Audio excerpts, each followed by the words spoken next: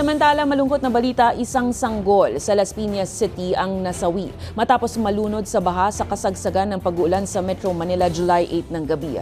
Umabot hanggang baywang ang pagragasa ng tubig sa ilang lugar na dati ay hindi naman binabaha. Dahilan para mapatanong ang ilang residente. Anong nangyayari ngayon sa kanilang lungsod? Yun na, nabitawan ng asawa ko yung anak ko.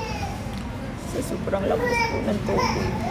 Nagdurusa pa rin ang kalooban ni Roseline sa sinapit ng kanyang 1 taong gulang na anak matapos ang biglaang pag-agos ng tubig sa kanilang tirahan sa Las Piñas City bandang alas 8 ng gabi nitong July 8. Kwento ni Roseline, bigla na lang tinangay ng rumaragasang tubig ang kanilang buong bahay at naanod pati ang kanilang anak. Masugatan siya dito sa kamay.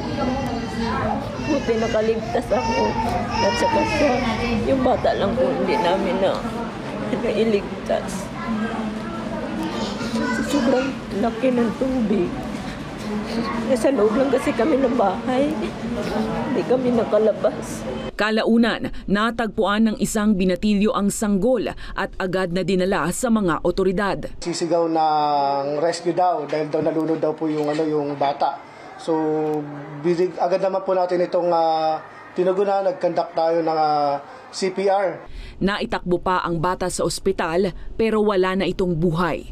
Naging pahirapan naman ang evacuation operations ng rescuers noong gabi rin yun sa mahigit 50 pamilyang naninirahan malapit sa umapaw na ilog sa barangay Pamplona 3. Pansamantala sila ngayong nanunuluyan sa isang covered court habang hinihintay na humupa ang tubig. Sa halos nahirapan po kami lumikas kasi po yung taas po ng tubig ay aabot na po sa tao. Lampas tao na po kasi. Sa takot ko, nandun kami talaga sa ilog. Hindi kami, parang kinakabahan ako. Sabi ko, malikas muna ako. Dahil sa biglaan at malawakang pagbaha, ang ilang netizens napatanong na lang, what happened, Las Piñas? Reklamo nila, hindi naman dating nakararanas ng malawakan at malalalim na baha ang lungsod. Dahil dito, formal nang sumulat si Las Piñas Congressman Mark Anthony Santos sa DPWH upang humingi ng technical report. Isa ito sa mga susuungin ng bagong kongresista matapos ang kanyang sorpresang pagkapanalo laban kay dating Senator Cynthia Villar sa distritong matagal ng baluarte ng pamilya Villar.